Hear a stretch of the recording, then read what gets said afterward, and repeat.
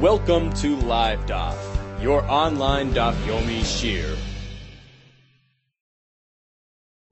Shalom, welcome back to today's Daf, which is Eruvin Daf Ayin Vav. We have 3 lines from the top. Says the Gemara, Badaklu Ruchava l'Rabban. Ruchava tested the Rabban. He posed for them a challenge question. Let's go into the halacha and the following case. Now, before we get to the case itself, we must know 2 things. Firstly, only a true makom dira, a place of residence, requires erev chatzeris. But, for instance, a beis shar, a gatehouse, a guardhouse, which is not really considered a proper place of dwelling, doesn't need to participate, to take part in the erev chatzeris. Number 2, only a place of dira can accommodate an erev chatzeris. You can only place the erev material, which was collected from the residents of the chatzer, in a makom dira. That's the point. You're living all together, are living in this home. So it needs to be a home suitable for dwelling, as opposed to placing it in a beis shar, where it's ineffective. Number 3, the erev material, which is collected from the bnei chatzer, is meant to be accessible to them. So you can't just place it somewhere out in the distance where they can't access it. That again defeats the purpose of the erev chatzeris. The place, the location of their food is where they're residing. So it needs to be accessible to them. It needs to be within reach of the actual chatzer. So let's proceed with the case here. Badaklu Ruchav l'Rabban. He posed for them the following challenge question. What happens in the case where you have beis chatzeris, ubeis bater beneim? You have 2 courtyards, one on either side. In between those 2 chatzeris, you have 2 houses. So you have a chatzer on the right, one bayis, another bayis, and then a chatzer to the left. Now, each one of these chatzeris decided to make an independent erev for themselves. They didn't join together with the other chatzer. So the chatzer on the right collected some food for themselves, integrated into one dira, into one erev. The chatzer on the left did the same. Now, where did they place their erev material? Zeh ba derech zeh. The chatzer, for instance, on the right, decided to place their erev material in one of these homes, but not in the home which was closest to them, rather in the next home. So zeh ba derech zeh, they walked through the first home, they regarded it like a beis shar, like a gateway, like a gatehouse. And they placed the erev in the home further away, which they are now regarding and treating like a place of dwelling, which can accommodate their erev. Problem is that the chatzer on the left did the same thing. The chatzer on the left side walked through the first home, which was adjacent to them. They didn't place the erev there. They regarded it like a beis shar, like a gatehouse. And he placed his erev on the house further away, the second house, which to them is going to be treated like a true place of dwelling, like a makom dira, which can accommodate their erev. So we really have a contradiction in terms. So the question is, does this work? Kanu erev oilai? Is their erev effective or not? Can we say that the same home can be treated differently relative to the 2 chatzeris? Mi mashvinan luhu l'gabe de hai bayis l'gabe de hai beis shar? Shall we say that the home which was used to place, to accommodate the erev, will be treated halachically like a true home for that chatzer? Although for the other chatzer, we must treat it like a walkthrough, like a beis shar. Why? Because the home that accommodates an erev must be a true bayis, a place of dwelling. But for the other chatzer, who are using it as a walkthrough, ignoring that first home, placing the erev in their second home, apparently to them this home is going to be merely like a beis shar, because if it's considered to be a proper place of dwelling, which requires an erev chatzeris, then they have a problem. They can't access their erev. Why not? Because this home didn't participate in their erev. wasn't part of their arrangement. So they can't go ahead and carry their Eruv material back from the second home through the first home into their Chatzar. It's intersecting between their Eruv and their Chatzar, because it didn't take part in the Eruv Chatzeris. So that would interfere. That would prevent their Eruv from being activated, because it's inaccessible to them. So apparently to them, the house which is closest to them needs to be regarded like a gatehouse, which doesn't need an Eruv, thereby allowing them free access to their Eruv, which is located in the second home. So you have a quandary here. You have a dilemma. On the one hand, the home which is accommodating the Eruv for the Chatzar on the right is going to be regarded as a proper home that can accommodate an Eruv. On the other hand, with regard to the Chatzar on the left, we must treat it like a walkthrough, which doesn't need an Eruv. And therefore, it's not going to be considered like an intersection, like a hefsek, between them and their Eruv, which is being placed all the way on the other side, in the other home. Can we do that? Can we treat the same home like a bias for one Chatzar and like a Beishar for the other? Continues the Gemara, Ulgabe the high Beishar, Ulgabe the high bias, likewise regarding the other home. The home that the left Chatzar is using to accommodate, to house the Eruv. So they placed the Eruv on the home which was further from them, closest to the Chatzar on the right. Should we say, well, for them, we're going to consider that as a bias, which will allow us to accommodate the Eruv there, but to the Chatzar on the right, we must ignore that home, we must consider it like a Beishar, thereby allowing them access to their Eruv, which is on the other side. So we take the same house, and we give it a double identity. Can we do that or not? Let's take a look at Rashi. It describes this for us again. Second line in Rashi, second line from the top, Badik. So Rechava checked them out. Manasseh, he tested them. Im yachkemu lahashiv, after he wise enough to respond to this answer. So we have shtei chatzeres, shnei bate beneim, two courtyards, one on either side, with two homes in between. Vei b'nei shtei chatzeres, roitzen la'arv zu u'zu. The members of the respective courtyards don't want to join together in one Eruv. Each one wants to do it independently. Now, for some reason, each Chatzar collected their Eruv material and didn't place their Eruv material within the home closest to them. Rather, treated it like merely a Beishar, and chose to place its Eruv in which home? The home further away, which was adjacent to its friend. Mahu, what is halacha? Says Rashi, Vadai, certainly, itavai beishar mashvinan. If we regard both homes like a walkthrough, like a gateway, a non-residential enclosure, ein echad mehem eruv. None of the eruvs will be activated. It's not like a mundane eruv, because one places an eruv in a beishar is not considered to be a proper eruv. So if we consider them both a beishar, none of the eruvs will work. On the other hand, vitavayu by its gomer, if we regard them both as a true dwelling, ein echad men eruv. Likewise, no eruv will be implemented. Why? Due to another concern. Because there's going to be a hefsek, a separation between each chatzar and its eruv. Sharibai is there mafsik me chatzar eruva. Because the home next to the chatzar is actually being mafsik between itself and its eruv. Fulo eruv ima, this house has not participated in the eruv, thereby preventing them from carrying through that home. It can't access its eruv, it can't bring it through this home. So an eruv which is inaccessible is worthless. So the question is, do we split things? Do we say, relative to this home, we'll look at it this way. With regard to that, relative to this chatzar, we'll treat it one way. Relative to the other chatzar, we'll treat it differently. Do we regard the home with regard to the chatzar next to it like a beishar? Shalei lesser olav. So it doesn't aser on it, doesn't cause iser. It doesn't require an eruv. V'gabe chatzar acheres asasa by his gomer. V'nicha by eruva. But in terms of the other chatzar, who used it to accommodate the eruv, mashrin loki bias. Libik ne'eruv, who regard it like a true bias, in order that their eruv should take effect. Can we do that or not? Back to the Gemara. Amr Lei, so they responded, nothing doing. Shneyan lekanu erev, both chatzeres did not acquire erev. It's ineffective, manavshach, because either way.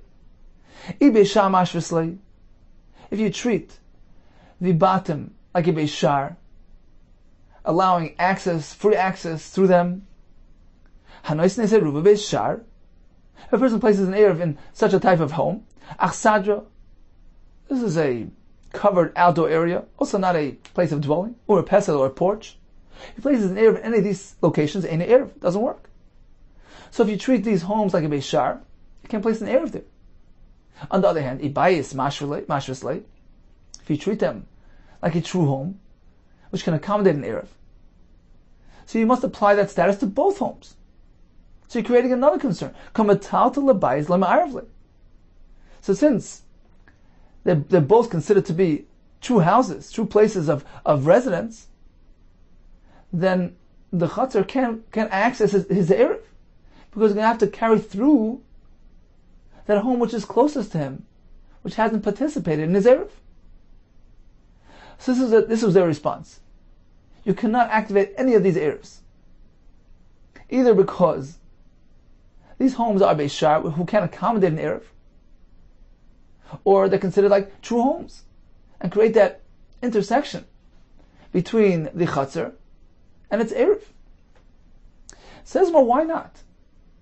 Why is this different than the halacha that Rava taught us? And sometimes we can split things into two. Relative to this, we'll say one thing. Relative to the other thing, we'll say differently. Damarav. Amr lo-shnayim seiv arv aleinu. So two people instructed this fellow, go out and establish for us an erev. Rashi says we're speaking about erev tchumen. Tosis maintains we're speaking about erev chatzeres. So in any case, we know that an erev is activated when? After nightfall.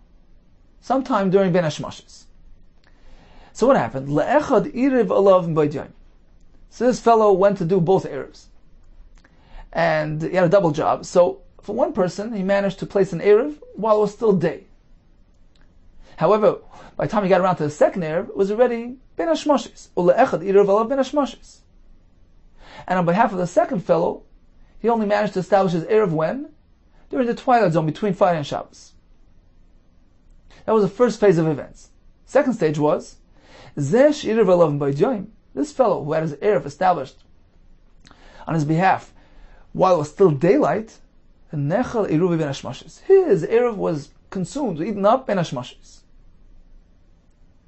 Now, if Ben Hashmashis is considered to be nighttime, then he's okay, because his erev has already been activated at the point of Shabbos' entry. Now, v'zeh erev ben hashmashis, the person who had his erev established on his behalf during ben hashmashis, what happened to his erev? Nechel eruv b'shatachshach. His erev was consumed after nightfall. So the question here is, how are we going to treat ben hashmashis? If you're going to treat it like daytime, right, it's a suffix, we don't know what status to attribute to ben hashmashis. If we consider it like daytime, then the first fellow has a problem, because his erev was consumed during ben hashmashis. It was never activated. So let's say ben hashmashis is already nighttime. This will benefit the first person. So his erev was already activated, and was only eaten, ben hashmashis was considered to be nighttime. Problem is, this creates a concern for the second person, because let's remember, his erev was only placed there, ben hashmashis. If we regard it as after nightfall, he doesn't have an erev. So perhaps for him, we'll consider ben hashmashis like daytime. Can we do that? Can we split the status of ben hashmashis? So relative to this person, it's considered like nighttime and his erev works. Relative to the second person, we'll consider like daylight and his erev will work. Says Rabbi, yes. Shneim kanu erev. Both have an active erev. So we see that we can take the same period in time. For the first person, we'll treat it like nightfall. So his erev has been activated, and even though it was consumed during Hashmashis, it's okay, because it was already activated. When it comes to the second person, we'll say, when Hashmashis is still daytime. So your erev, which was placed there by Hashmashis, is perfectly valid. It was still during daylight. It was eaten Mishatechshach, that's fine. Because Mishatechach means after nightfall, after Ben Hashmoshes. It's been activated already. And even though now it's gone, it's fine. Because once it's been activated, you get the Erev. So at any rate, we take the same Ben Hashmoshes period, and we treat it differently for different people. So why can't you do the same when it comes to these houses?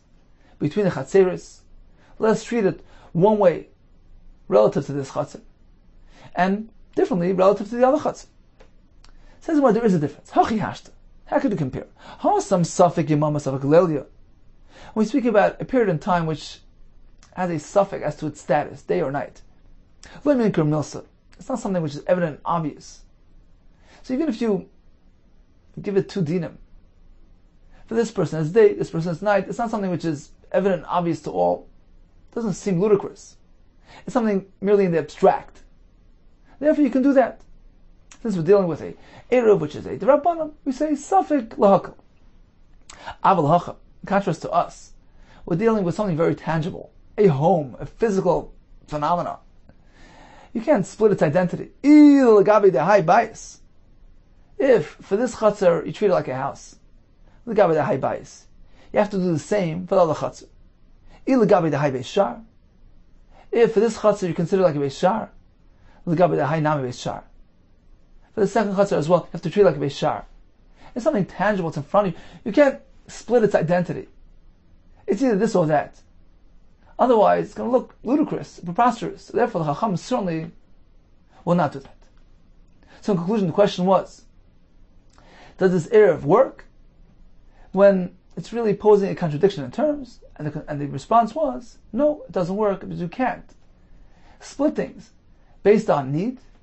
It's different than the Ben Hashmoshes, which is something merely abstract. Here it's something tangible, and it would be very preposterous to go ahead and treat the same house one way for this Chatzar and otherwise for the other Chatzar. Hadran Aloch Hadar. Continues the Mishnah. Chaloin shebei beis Chatzeris. We have, once again, 2 Chatzeris adjacent to each other, and there's a wall in between. Now, the fellows living in the neighboring Chatzeris would like to join together, perhaps, make one joint usage area, one joined Erev. Can they do so? It depends on the situation. If they're separated with a proper machitza, then they can't do that. They must make separate, independent Erevs.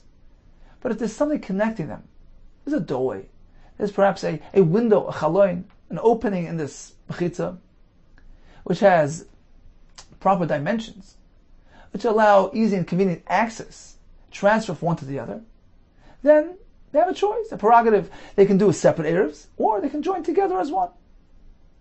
Now, what are the exact dimensions of this chaloin, which will create that pesach between the 2 chatzeros? It says the Mishnah, chaloin shebebesh chatzeros. We have an opening in this wall, intersecting between 2 chatzeros.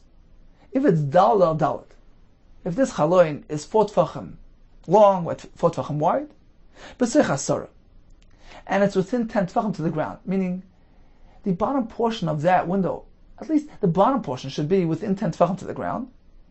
That presents a proper pesach and allows them, if they wish to do so, to join together as one. Ma'arvin shnayim, they can choose to make 2 separate Erevs.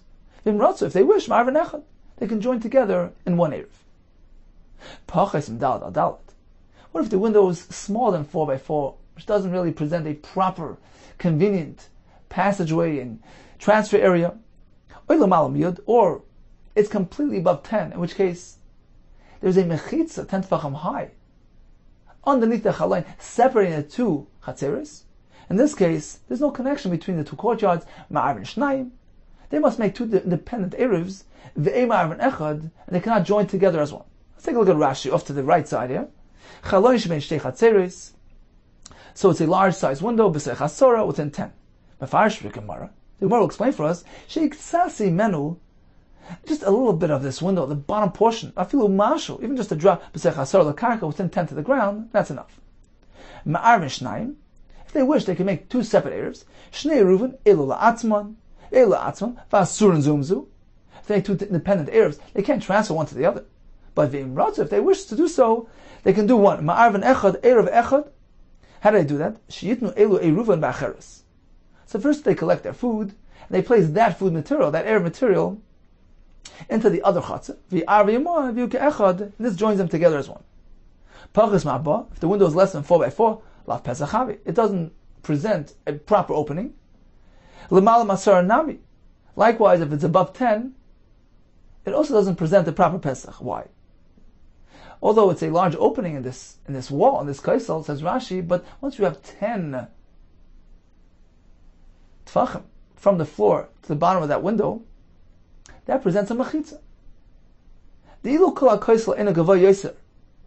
Let's say theoretically there would be no more height to this kaisel. This wall would just reach 10 and that's it. What would happen? It would separate the two chatzeres. Have a mechitza ma'alaysa. That's a proper mechitza. So, although in this case the wall is rising higher than that, we don't reckon with that additional height. Once you've reached 10, you've created a mechitza. You've separated two chatzeres. So although there's a large sized window in the portion of the wall which is above 10, doesn't help us much. Hilkach kishein klum min hachala b'sei chasara. Lav pesach. Therefore, if none of the window is within 10, you have no pesach, because you have a machitza of 10 underneath it. And they cannot join together as one. And what happens? Vasur zumzu. They can't transfer one to the other. By way of the top of the wall, or through that window, or through some nooks and crannies, they cannot transfer one to the other. So in summary, if you have a proper sized window, 4x4, within 10, that's considered a pesach, which allows them to transfer one to the other. Says the Gemara, Lema, shall we say, Tanan Stama. The Mishnah, which gives us a minimum of 4 for the chaloin, which indicates that less than that is considered like it's closed off. Shall we say this anonymous Mishnah is following Rav Shimon Gamliel, the Omar al Kol Pachos Medal Kolovadami, who maintains that the halacha l'mishum is sin of loved, which means when you have a small sized hole in a wall, we don't reckon with it. We consider it to be closed up. Loved means an extension, that the solid surface on the side of that gap is regarded as though it's extending past that gap. It closes it off.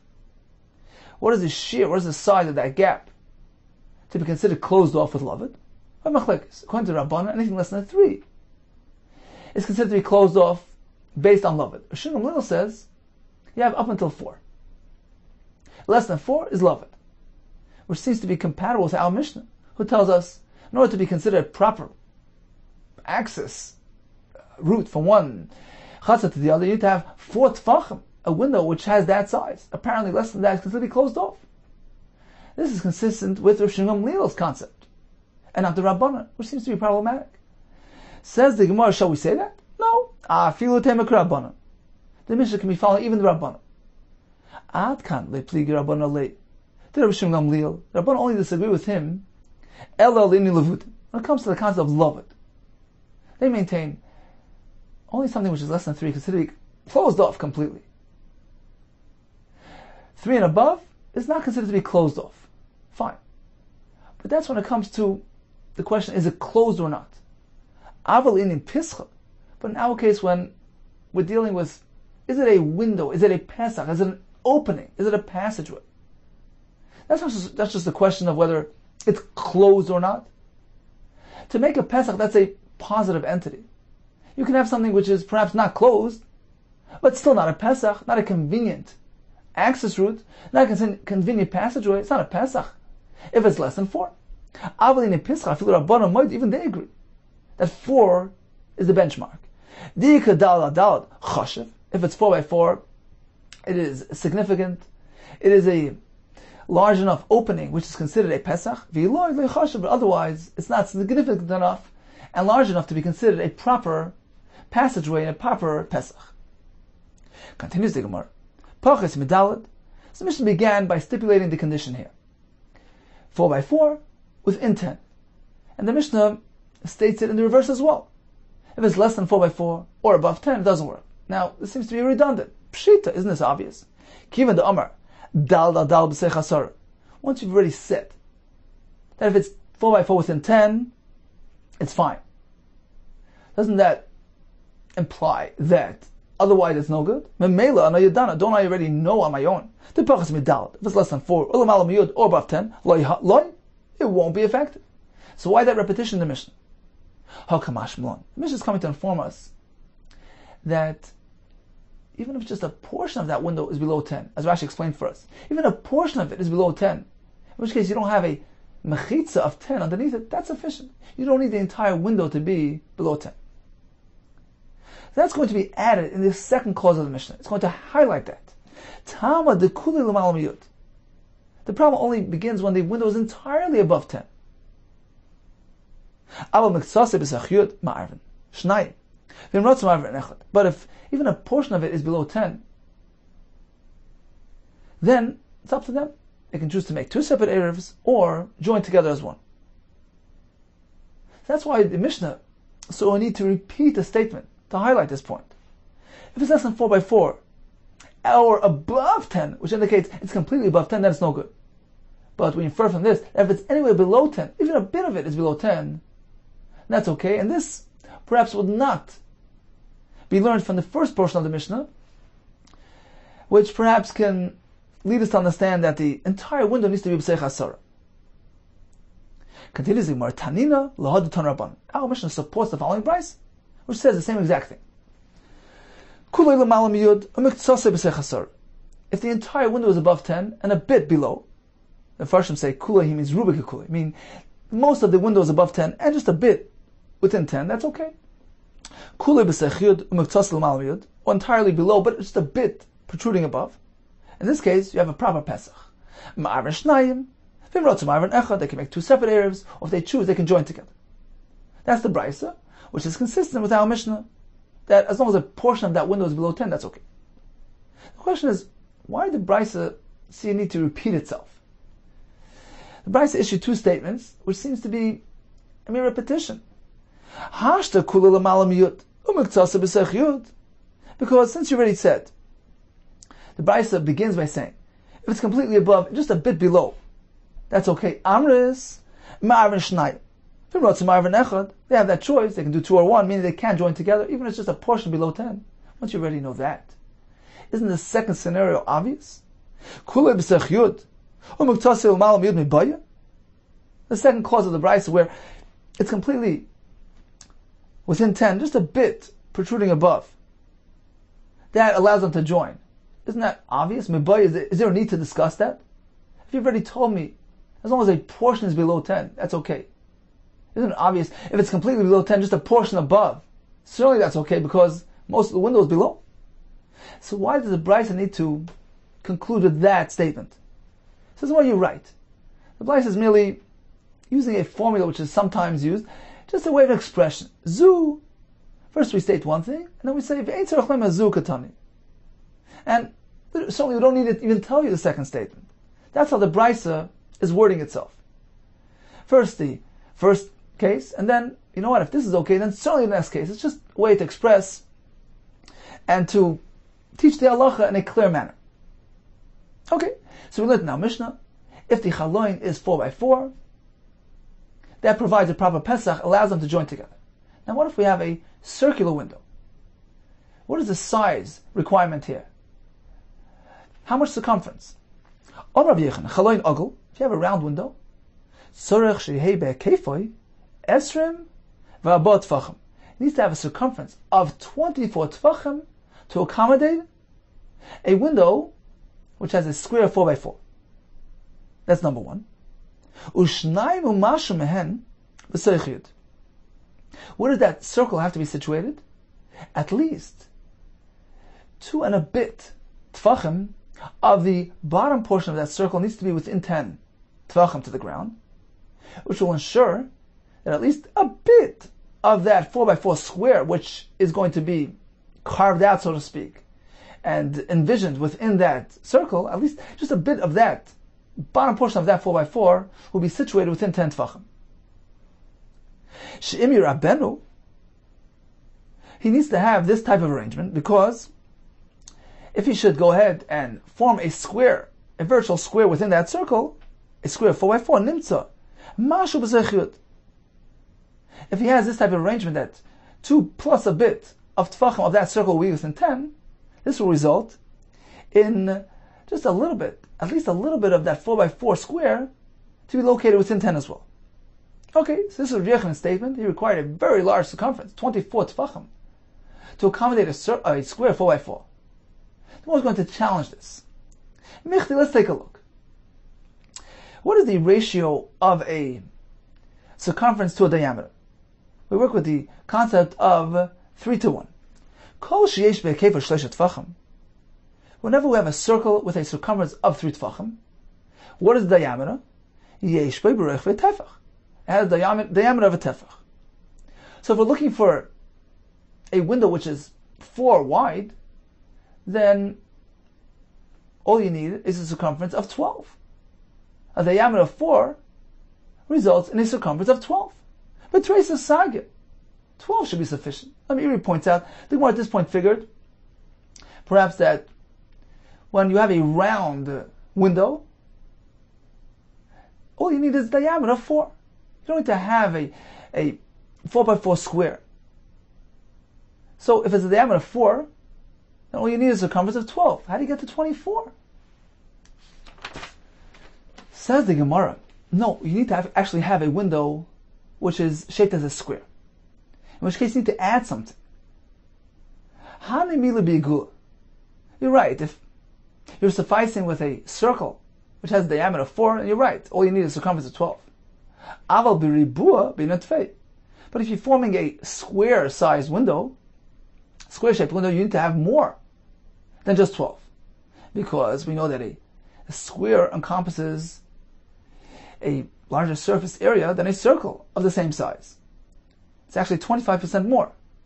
Why? Because if you have a diameter of 1, that results in a circumference of 3.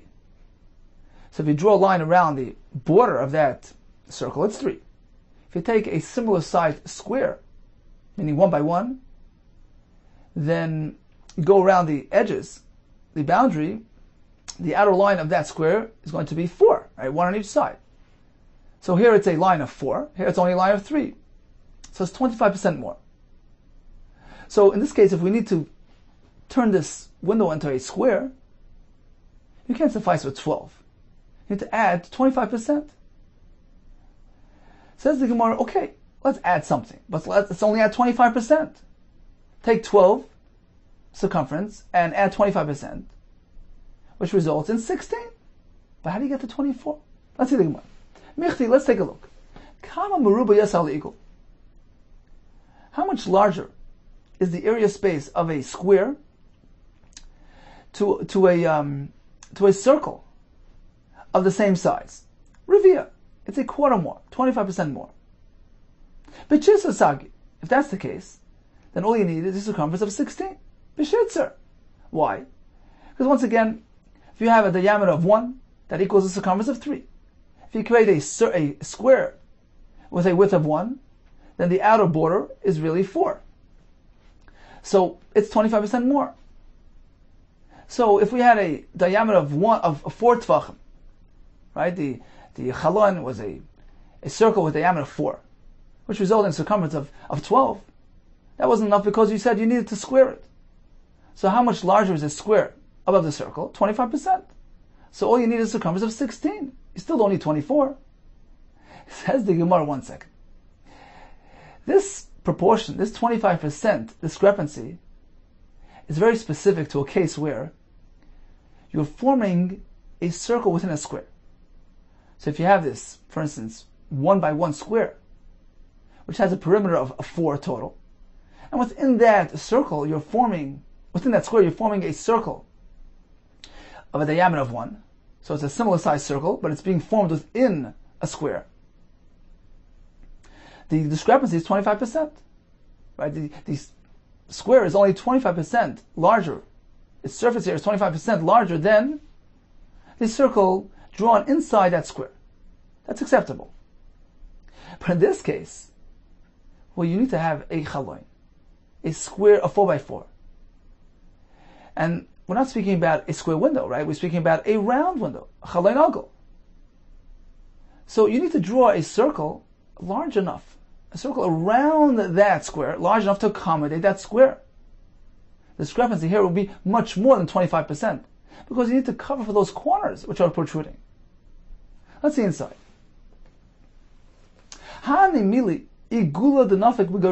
This concept of 25% discrepancy only applies when a circle is being drawn within a square. So we say deduct 25% for the circle. But you do it in the reverse. You begin with a circle, and within that circle, you're going to draw a square. In this case, it's a 4x4 square.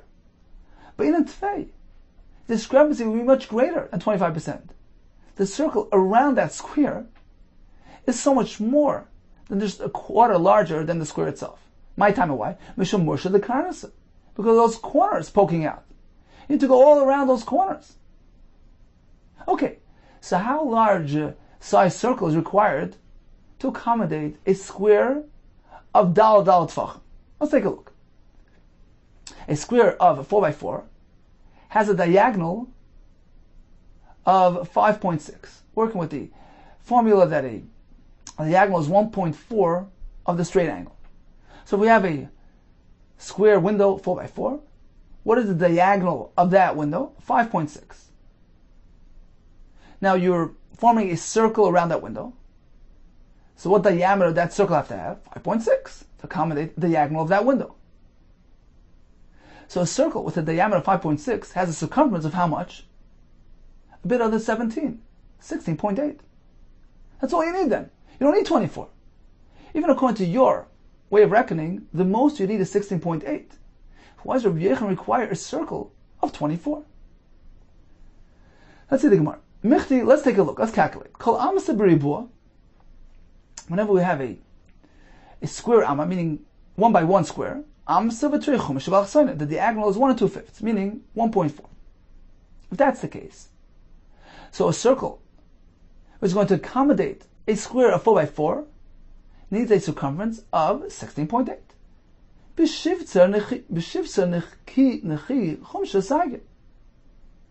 17 minus a fifth, meaning 6.8, suffices just fine to accommodate that window.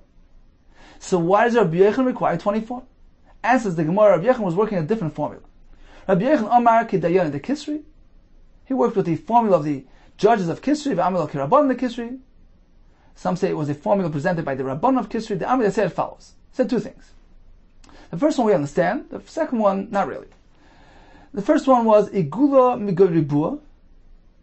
When you draw a circle from a square, inside a square, what is the difference between both surface areas? What is the discrepancy? Riva, a quarter, as we said earlier.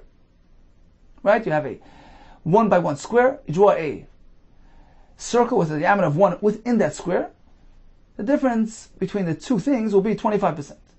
So that's readily understood. However, they said as follows. When it comes to Ribua Migoyigula, Palga. However, when you're forming a square, a Ribua Migoyigula, from within a circle, so how large does that circle have to be to accommodate that square? So for instance, in our case where we have a square window of 4x4, which has a perimeter of 16. If you draw a line around the perimeter of the square, it's 16.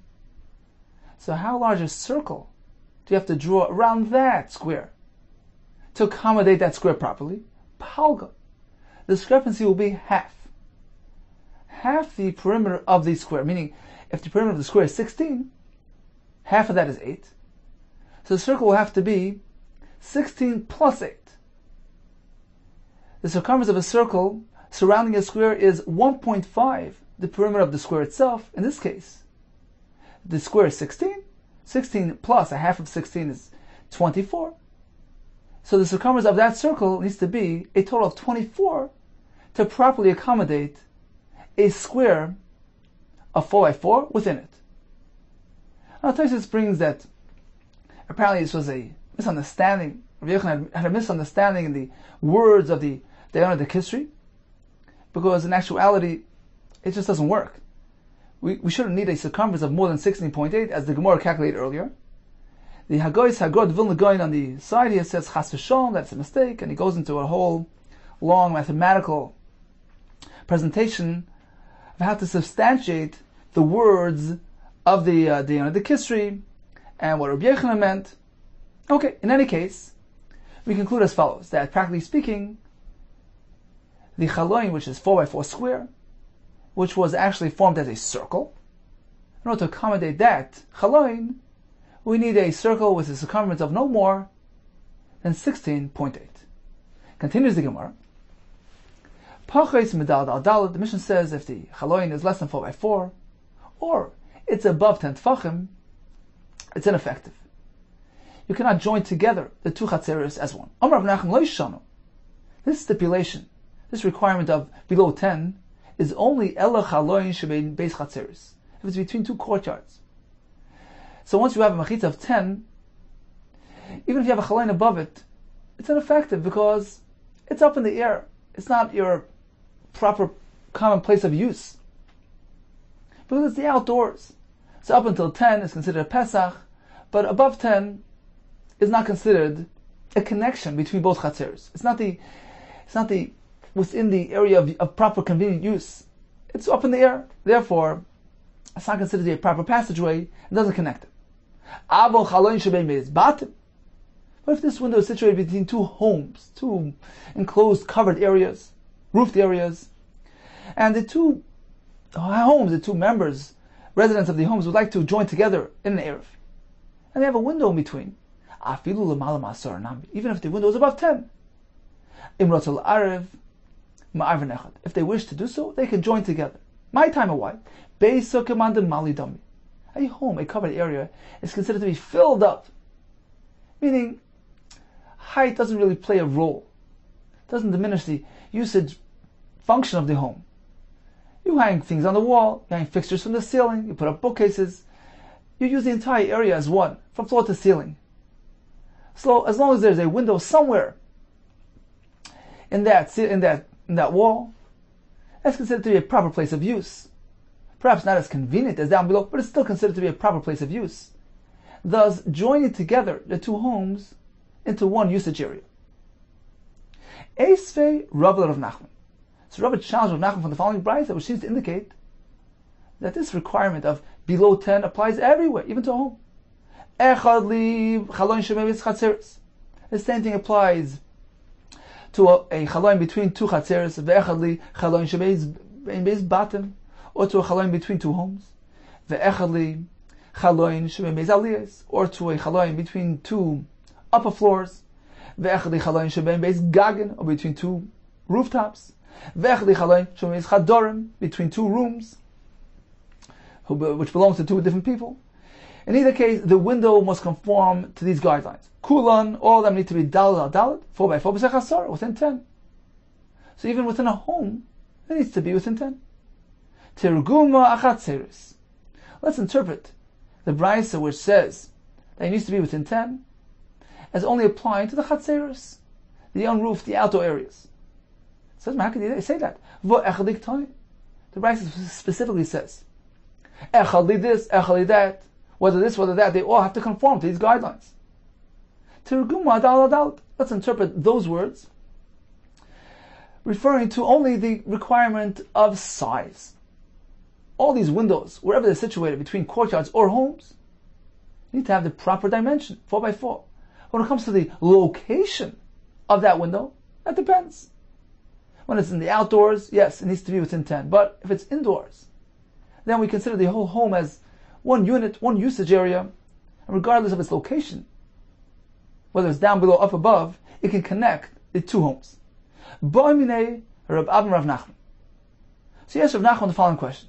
You maintain that a chaloin situated in a wall, located above 10 tefach, that's okay. What about a skylight, right in the middle of the ceiling? It's up in the air, but it's in the middle of the ceiling. Is that also an effective passageway between these two rooms? Lul hapasuach min bayis aliyah. Let's say you have a bayis, a first floor, and aliyah, an upper floor belonging to two people, and they like to connect with each other, join together as one. There's a lul, a passageway, a skylight between the home, between the first floor and the second floor. That's right in the middle of the ceiling. Do we say that's okay? Or do we need some sort of additional accessory, like a staircase, to deem this skylight as an access route? Sarach sulam kabul atiri. Do we require a permanent ladder there, a staircase, to be placed there in order to deem this passageway as an effective passageway to connect both entities? Perhaps you don't need it. Shall we say that this formula, that a home is considered to be filled up, it's all considered to be one and the same usage area, floor to ceiling? Perhaps that only applies to an opening, a window on the side, on the wall. So whether it's down, below, up, above, it's okay. It's considered to be part of the usage space of the house. But if it's smacking all the ceiling, it's not really accessible. So perhaps here you won't apply this formula. You need a ladder there to consider it a proper Pesach. Perhaps there's no difference. Even in this case, it will suffice even without any ladder, without a permanent ladder. So Nachman responded, there's no need for the permanent ladder. If it's anywhere within this enclosed area, this entire roofed area is considered to be a usage space. And therefore, the two homes, the first and second floor, will connect and become one combined usage area. Savamina, so Rabbi figured, okay, Sulam Kavur Hadain Itzarach. You don't need to have a permanent ladder station there to connect them. But you need something. Hasulam Arai Tzarach, perhaps a temporary ladder you need. Says more, no, Itma, I'm Rav Yosef, I'm Yuma, Rav Nachman. Once again, name of Rav Nachman, who says you don't need anything. Echad Sulam Kavua, whether a permanent ladder, Vechad Sulam Arai, whether even a temporary ladder, Ein Itzarach, there's no need. The entire home is considered to be filled up, one unit, a proper usage area, even perhaps it's not so convenient to use the place up in the ceiling, not so accessible, but nevertheless it's considered to be within the usage space of the home, and therefore it connects. It allows the two homes to connect into one usage area. So in summary, a chalain between two entities, which will allow them to choose between making separate eruvs or join together as one, it needs to conform to the following guidelines. It needs to be 4 by 4 tefachim. Even according to Rabban, who say love it, is less than 3. Yeah, that's regarding closed up. Closed up needs to be less than 3, but if it's 3 and above, it's considered to be open. But it's still not a Pesach, unless you have 4. The Pesach needs to be within 10 tefachim to the ground. So when it comes to chatzah, certainly all agree that it needs to be within 10 tefachim to the ground. When it comes to a bias, Rav Nachman tells us a chiddush that there's no requirement that it's within 10, even if it's up above. It's located in the height of that wall, or even be'emtza, right in the middle of the ceiling. That will be sufficient to connect the two homes, the two roofed areas, into one usage entity. And the Gemara concludes, you don't even need to have a temporary ladder in place. Continues the Mishnah. If you have a wall situated between two courtyards, 10 tefachim high, which presents a machitza, 4 tefachim wide, this separates them, only allows them to make two separate eruvs. They can't join together as one, because this machitza is 10 tefachim high. Now, it doesn't need to be 4 tefachim wide, even if it's very narrow, very thin. That's okay. The reason why the Mishnah speaks about 4 tefachim wide is on account of the next halacha. So we have this wall between them. They can't join together. Now there's some fruit on top of that wall. So since that wall is wide enough, 4 tefachim wide, which is considered to be a separate rishur, separate entity, this allows them to make use of that place. So the people of this chatzar can go up there and eat. Likewise, the other people on the other side can go up there and eat. Provided don't bring the food back down to the chatzar, because it wasn't included in their erev. But they're allowed to eat up on top because it's a wide enough wall which is considered to be a separate rishus. Nifrat HaKosel. Let's say this wall was breached. So it depends how wide a breach. Ad Esr Amis. If it's up until 10 Amis, which is considered to be like an entranceway, so this theoretically can connect the two chatzeres. Ma'avin Shnayim, they can make two separate eruvs, or if they wish, they can join together. Because it's considered to be like a Pesach. This allows them, this gives them the option to do what they want. But if it was breached more than 10, now there's no wall, it's obsolete. The wall's been breached. They must join together as one. Ve'emar Shnaim, they cannot make independent Erevs. Let's take a look at Rashi. Right off to the left. Koisel Shevej Chatzeris. So it's 10 Tvachim high, 4 Tvachim wide. Ask Rashi, why 4 Tvachim wide? Why is that necessary? Why is the Mishnah speaking about a Koisel 4 Tvachim wide? It's really not necessary for the first halacha. It's on account of the next halacha. The Mishnah wants to speak about Hoyabrosh Paris. So it's fruit on top. So these can climb up on top and eat up there, provided they don't bring it down. So how can they do that? The chashav is shusab api nafshi. It's considered to be a separate entity. It's not considered to be connected. Not to this chatzar, not to the other chatzar. So it's considered a separate entity, which doesn't interfere with the Erev Chatzeris, and one can use it independently. But to provide a machitza, even if it's very thin, it's considered to be a closure. Preventing them from joining together as one. They can't bring down the fruit, as we just explained. Now, if this wall has a breach, if it's 10 or less, that's called a Pesach. Giving them the option to do what they want. They can connect or be independent. But if the breach is more than 10, that's considered to be a breach. This wall is obsolete. It's ineffective. A wall that allows people to go through unchecked is not functioning, right? It's not a wall. So once we have a large enough breach, which is beyond the guidelines, the confines of a entranceway, that wall is ineffective. So the residents of both chatzeros have now merged together automatically. We regard them all as though they're living in one in the same area. They must join together. It's like one chatzer. If each one decided to make a separate erev, Eruvin. It's as though they're splitting their erev into two. So you have 10 people living in a chatzer, and they decide, we'll do it in 2 phases. These 5 will connect to each other, and those 5 will integrate with each other. It doesn't work. You must integrate all together. So these 2 courtyards, since they're regarded as one, they must go ahead and partner with each other. If they don't do that, they make each other usher due to the fact that there's no proper erev. Okay, time for a brief review of today's daf. We began with the challenge question posed by Rechava to the Chachamim. In the case where we have 2 courtyards, one on either side, separated by 2 homes, where they place the erev, they were concluded you can't take those homes and treat them differently relative to the 2 chatzeris. You can't say, well, to this chatzar we'll treat them one way, for the other chatzar differently. That's ludicrous. We don't do that. We will proceed with a case of 2 chatzeris adjacent to each other, and there's a wall in between. So if there's a chaloin, which is an access route considered to be a Pesach, that allows them, if they wish, to join together as one. The chaloin must conform to certain guidelines, 4x4 tefachim, according to all shittas, and it needs to be at least just a bit of it below 10 tefachim. Rabbi Nachman says that it only applies to a chatzah, but a bais can have a window which is even above 10 tefachim, whether it's on the wall or whether it's up in the ceiling. We learned that a circular window needs to be 16.8 in circumference to accommodate a square of 4x4.